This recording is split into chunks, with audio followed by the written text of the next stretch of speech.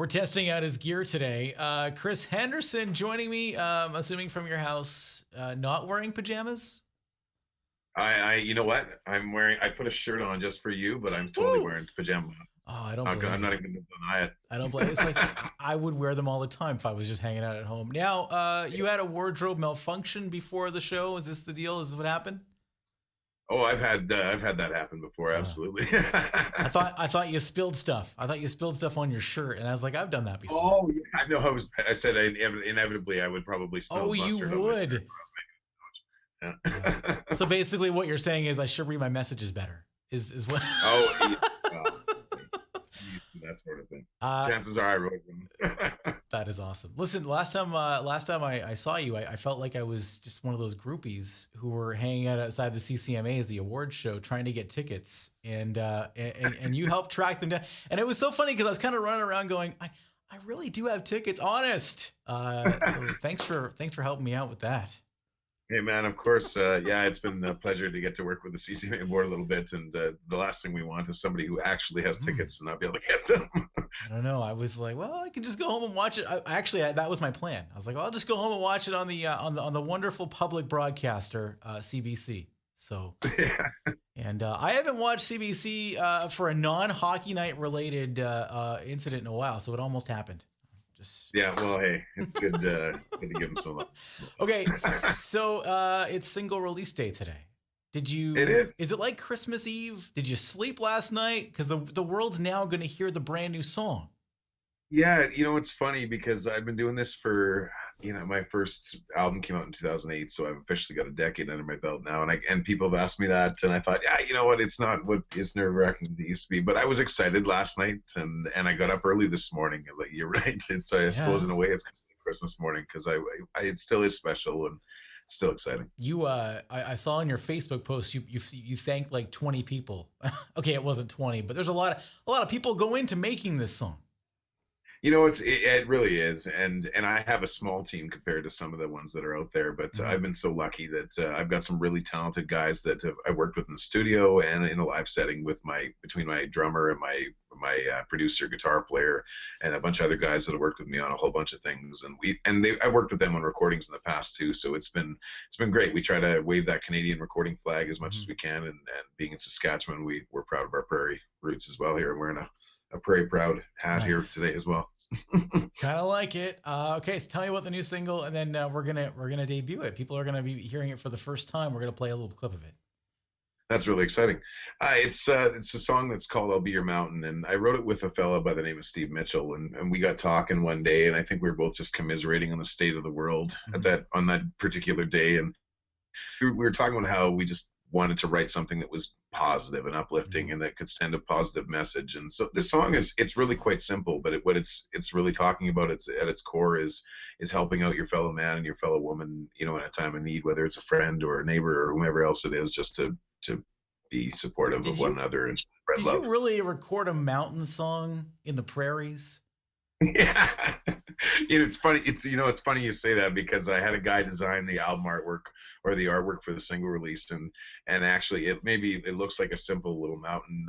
It'll be available on digital outlets on January 31st, but it's actually the closest mountain range to where we live, which is on the border of Saskatchewan and Alberta. It's called the Saskatchewan Glacier, so it's quite a ways away. Yeah, you're right.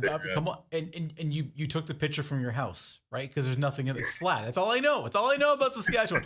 I probably could have. Here's brand new Chris Henderson for you. When I sign on for life. If you need a rock, I'll be a mountain. If you need a friend, I will come running. You don't have to think, don't owe me nothing. If you need a rock, I'll be a mountain. There you go. And that's available digitally the end of the month, right? And then people is it up on YouTube and your Facebook and all that stuff? So it's great. Yeah, you bet. It'll be up on all those Spotify and Apple Music and all those wonderful digital outlets and all that right on the end of the month here. That was so uplifting, but I still feel that if I wanted to drive to the airport at 4:30 in the morning, or I wanted you to help me move, you could come up with the best excuse ever. You know what? As a music, I might still be awake though if I had a gig at. That's the night true. before. Yeah, Back and Shiloh, forth. I'll pick you up on the way home. That's That's right. That's what happened. Did you see where Netflix Canada is going to start showing the Harry Potter movies now? I don't know if you saw this. It's exciting. Everyone's excited about this. I didn't see this. No, I've been so self-involved with my own goings on that I haven't. I can't pay attention to Netflix, people. I'm busy. Yeah, February 1st. Have you seen all the movies? Does this take you back? Yeah. Nice. I gotta check it out. I think I've seen one Harry Potter movie. That makes me weird, right? I feel people are judging me right now because. You know what? I was one of those people that until last year, I had never seen a Star Wars movie, and finally, I was on the road staying with a friend, and he told me I couldn't spend the night unless I watched one of the movies with him. So now I've seen them all, and so I totally understand where you're coming from. Do you know that's the scariest thing that someone could say to a musician is you can't spend the night unless you do this, because we're like, yeah, okay, we'll do that, right? That's the. Yeah, he's an old road buddy, and yeah, I've crashed with him, and we have a great time a million times. I pulled up, and he goes, "Okay, well, great to see you, but you can't stay here unless you watch Star Wars." And what'd you think? You know what? I enjoyed it. It was one of those things where I had never watched it until I was like 17 or 18 years old, and then I got a bigger kick out of watching people's reaction out of me not having seen it than I maybe could have out of the movie. So I maybe have seen one when I was a kid, like my older brother watched them, but I don't remember. I don't think I have not. I don't remember watching a full Star Wars movie. So I'm kind of in your. I need a road buddy to be like, hey, you're not sleeping until you watch Star Wars. Well, next time I see you, I'll force feed you some Star Wars. That's right. That's gonna happen. How's the winter? You get out and do some winter sports in the prairies, or what's going on?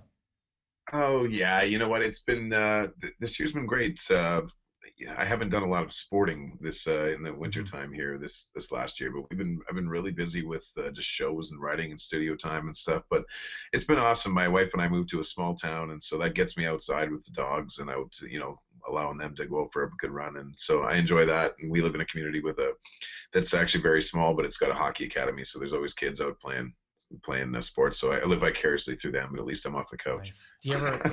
Do you ever walk by and give them tips?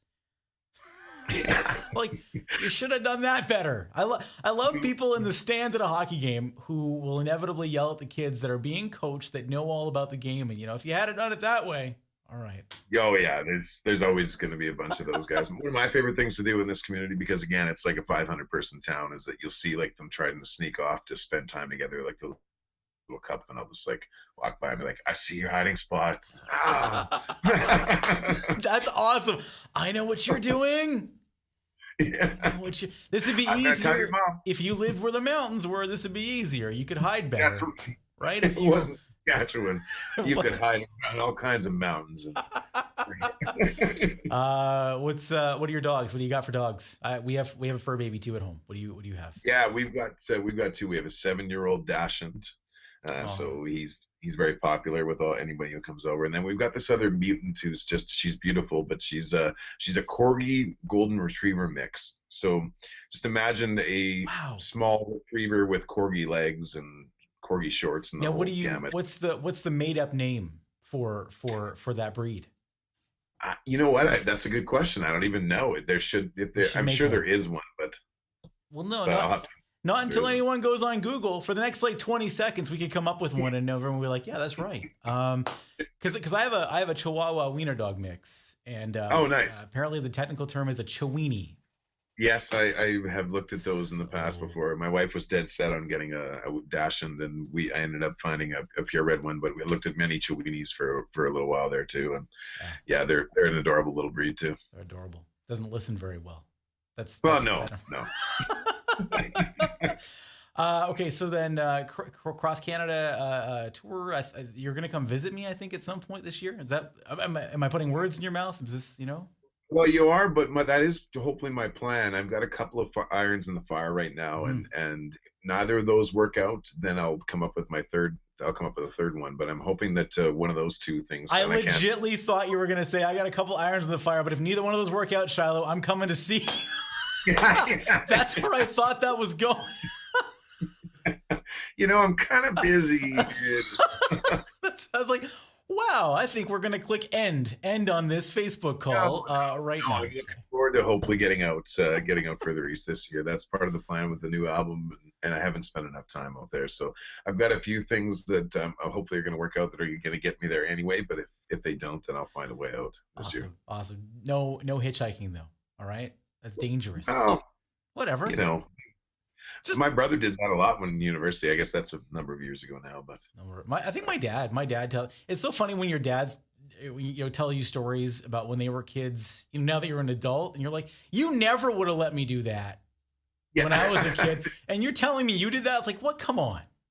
Well, and especially, my dad's he's an old musician, and he was on the road full time in the 60s and 70s. So he's got tons of great stories. But as I get older now, I'm 34 now, my mom is starting to tell me more stories of her youth and my sweet innocent mother, not that she was bad by any means, but just to hear a few stories and a few truths come out, you go, oh my goodness, really, Mom? And you used to give me trouble for staying out past my curfew, and you did this? Exactly. Yeah, you were mad I missed Bible study, and no. Yeah, come on. Parents, right? I don't know. I'm not a parent, so it's easy for me to point that out. But man, there's a lot of stuff that if we knew as kids that our parents got up to, we'd have a lot over them, right? Like, oh, absolutely. Yeah, my wife and I laugh. We're not kids, or we're not kids. We're not parents yet either. That's debatable. The teacher, and yeah, exactly. She's a teacher, and I used to be, of course, and so we do our best to keep our opinions to ourselves when it comes to parenting. But we've had plenty of experience of all kinds of different parents of quality on both sides. I do love the moments though when my wife and I, and I'm sure you're maybe not, maybe you're better people, but we'll be like, oh, we'd never let our kids do that. We would. Yeah. So I don't know. No, we definitely say things like that, but chances are, I mean, we would have, of course. If the way that my dogs get away with everything is any indication, then I'm sure that it'd probably be really easy to break as a father. Are you doing teaching at all? Like, you teaching any music stuff, or have you walked away completely from teaching? I really haven't been this year. The last 2 years, actually. I can't remember if I shared with you this fall, but I've been doing some writing and editing for a company out of New York that's actually surrounding the Toronto Blue Jays. So when I'm not busy with music stuff, I'm still working in baseball journalism, which has been a very weird little departure, but I absolutely love it. And but that's kept me busy enough between touring and writing and everything else, and then doing the writing and editing with that website at jaysjournal.com. Hey, they come up in my Google newsfeed all the time. I didn't know you were writing for those guys. That's crazy. Yeah, you've probably read my work many times. I have about how the Jays are going to be mediocre this year. No, I'm kidding. Our mediocre might be generous. Well, listen, I'm so excited for the new single. I'm so excited that you have a Jays affiliation because I'm going to hit you up for tickets. I saw how you got me tickets for CCMA, so I'll hook you. I'll be sending you notes all the time. That's what I can do. I'll see what I can do. Thanks so much. Now you can just go and relax in your pajama pants. My pleasure. I'll even put my pajama shirt back on now that I got my collared shirt on for you. Chris, it's fun. Do this again, okay? And listen, if your other two irons in the fire don't work out, we'll see you at some point in 2019. Absolutely. I'll find a way to come out and see you one way or another. Thank you so much, man. That was fun. My pleasure. Hey, I appreciate you taking the time. Yeah. I'll send you